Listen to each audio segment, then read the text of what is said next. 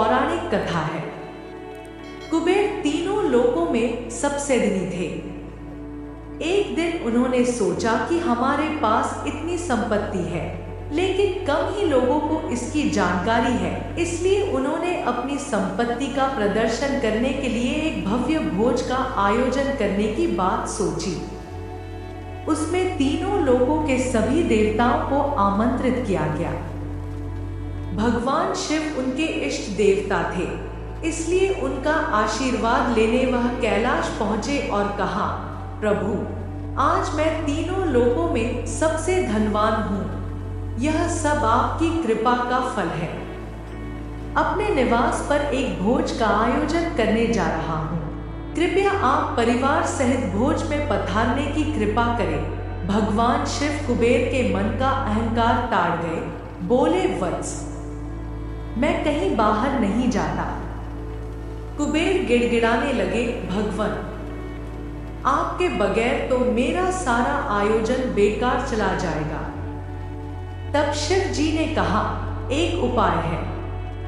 मैं अपने छोटे बेटे गणपति को तुम्हारे भोज में जाने को कह दूंगा। कुबेर संतुष्ट होकर लौट आए। नियत समय पर कुबेर ने भव्य भोज का आयोजन किया।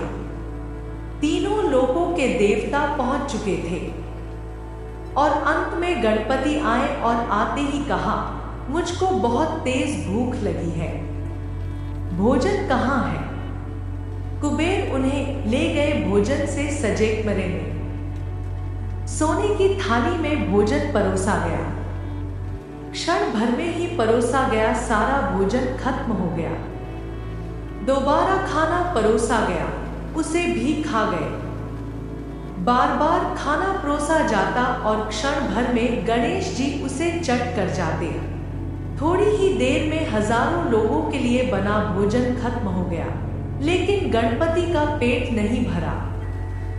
वे रसोई घर में पहुंचे और वहां रखा सारा कच्चा सामान भी खा गए, तब भी भूख नहीं मिटी। जब सब कुछ खत्म हो गया तो गणपति ने कुबेर से कहा, जब तुम्हारे पास मुझे खिलाने के लिए कुछ था ही नहीं तो तुमने मुझे न्योता क्यों दिया था? कुबेर का अहंकार चूर चूर हो गया।